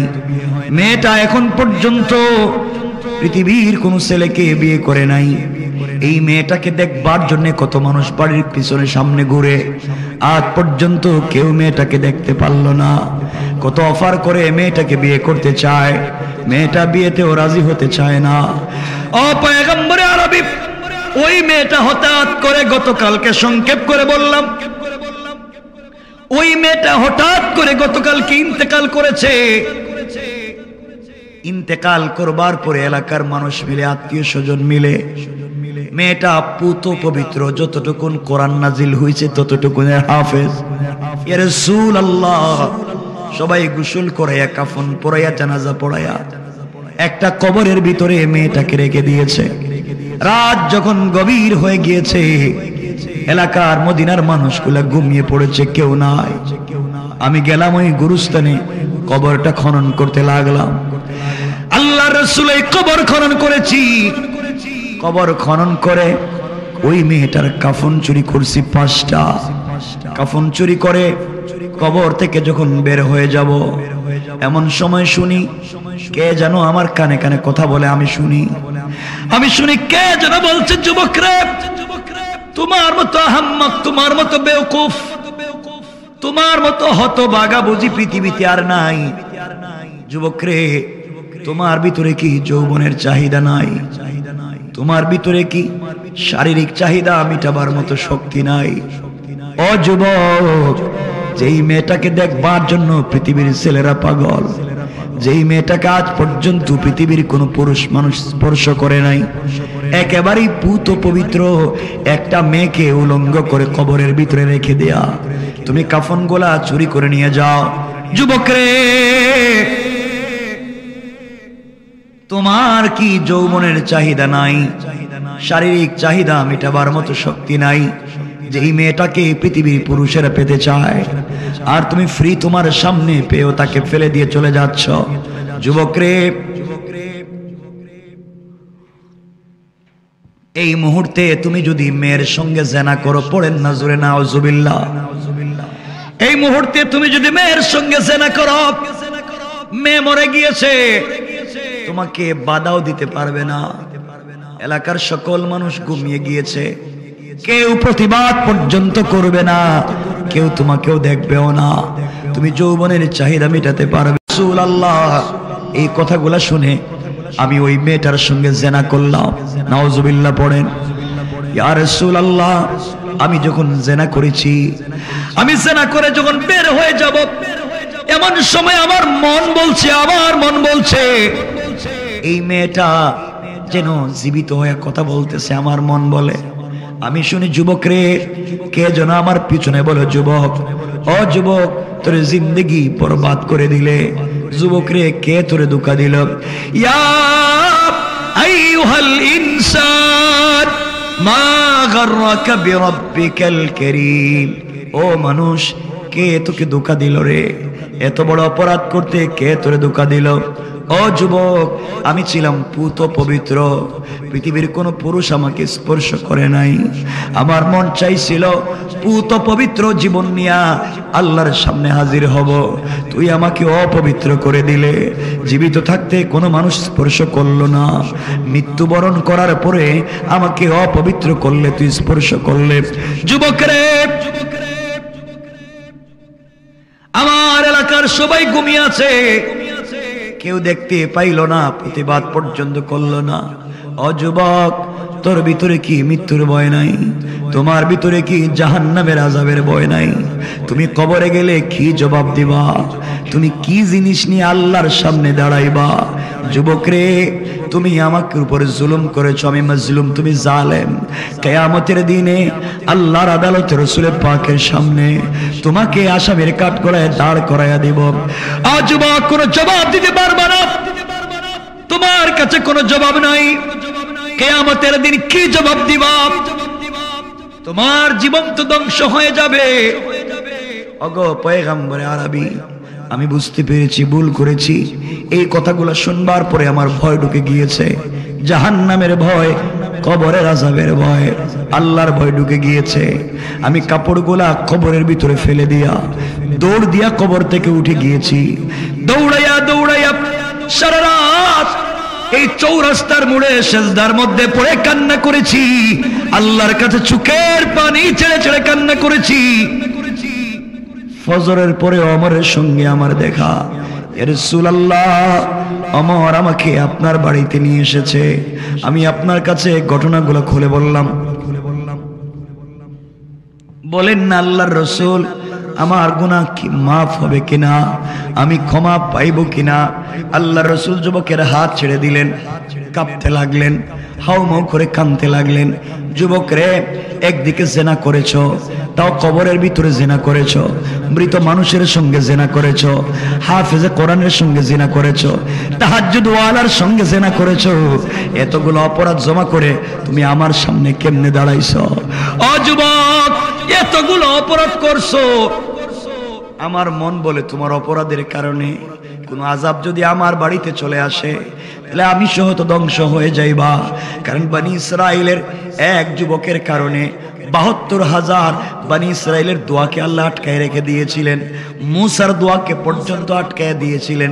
এক যুবক জিনাকার হওয়ার কারণে ৭২,০০০ মানুষের দোয়াকে আল্লাহ কবুল করতে চায় না, মুসার দোয়াকেও আল্লাহ আটকায় রেখে দিয়েছিলেন। এই কথাটা আরো লম্বা, এই কথাটা অন্যদিকে চলে যায়, আমরা সেদিকে নিয়ে যেতে চাই না। ও যুবক, মুসার দোয়াকে আল্লাহ বন্ধ করে দিয়েছেন। জেনার অপরাধের কারণে যুবক ৭২,০০০ মানুষের দোয়া আটকায় রাখলেন, এক যুবকের অপরাধ।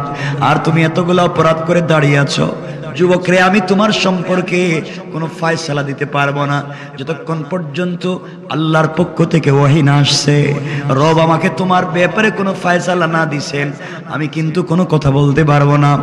এই বলে যুবক তুমি যাও আমার বাড়িতে, আর থাইকো না, এত বড় অপরাধ হলে না জানি কি হয়ে যায়। যুবক আল্লাহর রাসূলের বাড়ি থেকেও চলে গিয়েছে, চোখের পানি ছেড়ে কান্না করে আর ডাক দিয়া বলে আল্লাহ রহমতের নবীর বাড়ি থেকেও বের হয়ে চলে আসলাম, আমার মতো অপরাধীর মনে হয় আর কোনো ক্ষমা হবে না। এই বলে যুবক কাঁদতে কাঁদতে কাঁদতে কাঁদতে মদিনার উঁচা পাহাড়ের উপরে উঠে গিয়েছে। শুধু কাঁদেই কাঁদতে কাঁদতে উঁচা পাহাড়ের উপরে উঠে গিয়েছে। গভীর রজনীতে সিজদায় পড়ে কান্না করে ডাক দিয়া বলে আল্লাহ জানি আমি অপরাধী, গুনাহ করেছি, আমি জানি আমার চাইতে তোমার অনেক মায়ার বান্দা বান্দি আছে, কিন্তু তুমি জানো তুমি ছাড়া যে আমার আর কোনো আল্লাহ নাই। আল্লাহ বলো অপরাধ করছি, কই যাব, কার কাছে যাব? রাসূল পাকের দরবারে গিয়েছিলাম, তিনিও বের করে দিছে, এখন তো আমার আর যাওয়ার জায়গা নাই, এত অপরাধ নিয়ে কোথায় যাই, কে আমাকে ক্ষমা করবে? আয় আল্লাহ দুনিয়া যত শাস্তি দিতে পারো দিয়া দাও, আখিরাতে আমি শাস্তি নিতে চাই না, কবরে আযাব পেতে চাই না, ভুল করেছি ক্ষমা পেতে চাই, জাহান্নাম থেকে বাঁচতে চাই। এইভাবে একদিন দুই দিন না, লম্বা কথা, একেবারেই সংক্ষেপ করে দিলাম। যুবক কাঁদতেছে, কাঁদতে কাঁদতে একদিন দুই দিন না 40 দিন 40 রাত পর্যন্ত কান্দে, কামাত সেজদার থেকে মাথা উঠায় না।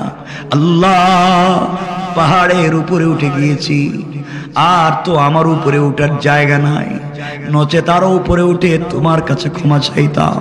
আল্লাহ তুমি যদি মাফ না করো কেউ যে আমার মাফ দিবে না, তুমি না বলছো ক্ষমা করলে তুমি বড় ভালোবাসো, ভুল তো করে ফেলেছি, আমি পবিত্র হতে চাই, স্বেচ্ছায় গুনাহ থেকে বাঁচতে চাই, জীবনে আর এই পথে যাব না, আর জিন্দেগিতে অপরাধ করব না। এইভাবে কান্না করে করে 40টা রাত কাটিয়ে দিয়েছে। 41তম ফজরের সালাতের পরে আল্লাহর রাসূল মসজিদে বসে আছেন, জিবরিল আমিন হাজির হয়ে গেলেন, সালাম দিয়া বলছেন ইয়া রাসূলুল্লাহ আপনার সঙ্গে আজ আমি কিছু কথা বলতে চাই, রব পাঠাইছেন আপনার কাছ থেকে চারটা বিষয় জানতে চাই। আল্লাহর রাসূল বলছেন জিবরাইল বলো কি জানতে চাও? আল্লাহ জুলফিকার নকশবন্দি খুতুবাতে জুলফিকারে লেখেন, জিবরিল আমিন এক নম্বরে বলছেন পয়গম্বরে আরবি জানতে চাই, আসমান জমিন আপনি বানাইছেন না আল্লাহ, ও জিবরাইল কতদিন আসলা, কতবার আসলা, এমন কোন প্রশ্ন কোনদিন আমারে করলা না, আজ কেন তুমি এমন প্রশ্ন করো? নিশ্চয় আসমান জমিন তো আল্লাহ বানাইছেন। ইয়া রাসূলুল্লাহ জানতে চাই এই পৃথিবীর মানুষের রিজিকের ফয়সালা আপনি করেন না আল্লাহ? জিবরাইল রে রিজিকের ফয়সালা তো আল্লাহ করেন, এমনকি আমার রিজিকের ফয়সালা তো আল্লাহ করেন। ও জিবরাইল এগুলা কেন? ইয়া রাসূলুল্লাহ 3 নম্বরে জানতে চাই মানুষের হায়াত মৌতের মালিক আপনি না আল্লাহ? আল্লাহর রাসূল বলছেন জিবরাইল কি বলো, সব কিছুর মালিক তো আল্লাহ। ইয়া রাসূলুল্লাহ 4 নম্বরে জানতে চাই এই পৃথিবীর কোন গোলাম যদি গুনাহ করে ফেলে, অপরাধ করে ফেলে, গুনাহ আপনি ক্ষমা করবেন না আল্লাহ? জিবরাইল আমি কেমনে করব, গুনাহ তো মাফ করবেন আল্লাহ। আল্লাহ তো আমারই বলছে ফাসাব্বিহ বিহামদি রাব্বিকা ওয়াস্তাগফির, আমাকেই তো রব শিখাইয়া দিছে, রবই তো সকলের গুনাহ ক্ষমা করে, আমি তো কিছুই বুঝি না। ইয়া রাসূলুল্লাহ আল্লাহ যদি সবার গুনাহ ক্ষমা করে, আল্লাহ যদি সবাইরে খাওয়ায়, আল্লাহ যদি সবাইরে বাঁচায়, আপনার কাছে আমি জানতে চাই 40 দিন আগে একটা যুবক অপরাধ করছে, আপনার বাড়িতে এসেছিল, গুনাহ করে আপনার কাছে এসেছিল, কিন্তু সত্যি ওহি ছাড়া তো আপনি কোনো কথা বলবেন না, এই জন্য আপনি তাকে বাড়ি থেকে বের করে দিয়েছেন। আল্লাহর অপেক্ষা করতেছিলেন রব কোনো ফয়সালা করেন কিনা, কারণ আপনি তো নিজের পক্ষ থেকে কোনো কথা বলতে পারেন না। ইয়া রাসূলুল্লাহ ওই যুবক আপনার বাড়ি থেকে চলে গিয়েছে, যুবক আপনার বাড়ি থেকে চলে গিয়া পাহাড়ের উপরে উইঠা চোখের পানি ছেড়ে ছেড়ে তার মালিকের সঙ্গে সম্পর্ক করছে, রবের সঙ্গে ভালোবাসা জুড়ছে, রবের সঙ্গে এমন সম্পর্ক তৈরি করছে, কানতে কানতে সাজদা থেকে মাথা উঠে না, কানতেই থাকে।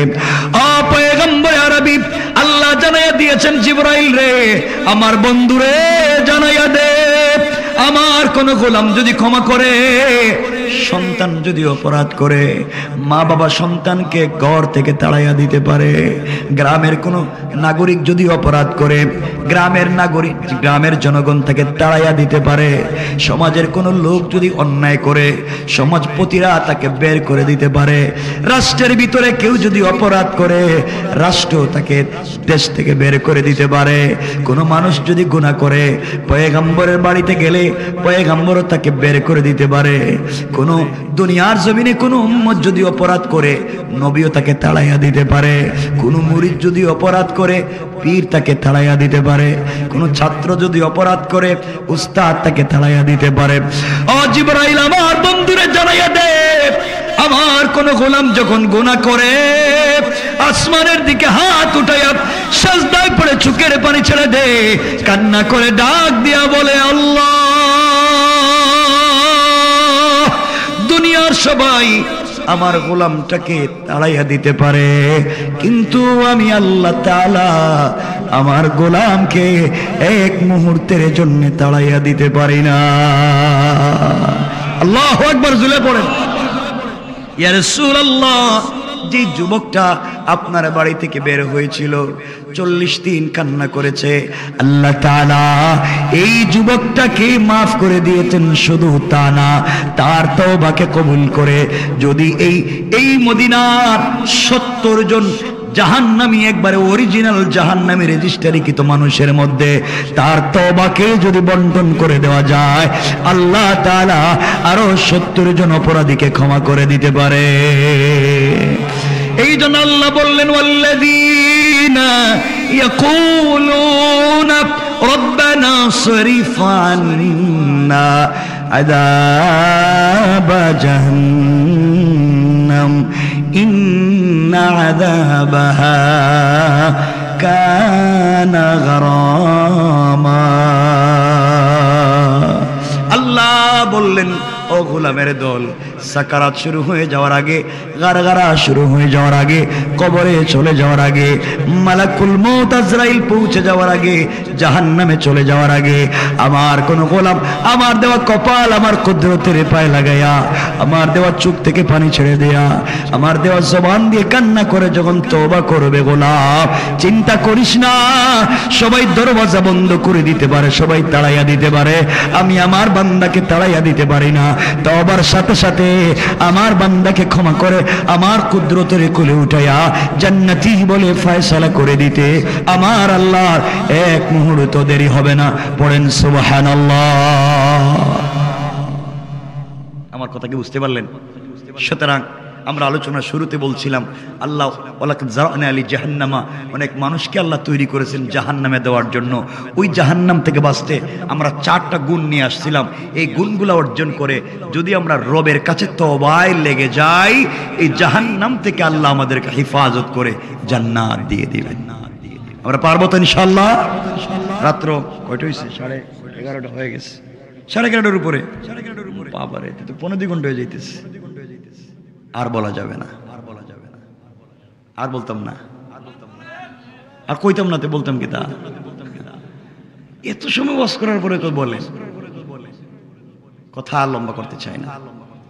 না, আমার জন্য দোয়া আছে। যুবকেরা কথা বলবা না, পরে তোমাদের ওয়াজ কর্ম তোমরা বিপদে পড়ে যাবে। বাবা আজকে না, আরেক সময় একটা লম্বা আলোচনা শুরু করেছি। যুবকেরা, তোমরা যে দুনিয়ার জমিনে যে ব্যস্ততা দেখাচ্ছ, দুনিয়া দুনিয়া দুনিয়া বলে, তোমরা জানো না তোমাদের চাইতে ব্যস্ত আজরাইল তোমাদেরকে নিয়ে। কোন দিন কাকে কোন জায়গায় থাবড়া মারি ফালায় দেয় তোমরা বুঝতে পারবে না। এই জন্য সব ভুলে যাও, আল্লাহর দিকে ফিরে আসো। পারবো না ইনশাল্লাহ? আমি ভালোবাসা নিয়ে দিল থেকে তোমাদেরকে এতগুলা কথা শোনালাম। আল্লাহ যেন আমাদের সবাইকে বাই বাই বানাইয়া পৃথিবীতে অপরাধগুলাকে ক্ষমা করাইয়া জান্নাতে যাওয়ার তৌফিক দান করেন। সকলে পড়েন আমিন। এখন আপনারা বলেন, কেউ কথা বলতে, আর কেউ কিছু বইলো না ভাই এখানে থাকো, এমনি চলে যাবে।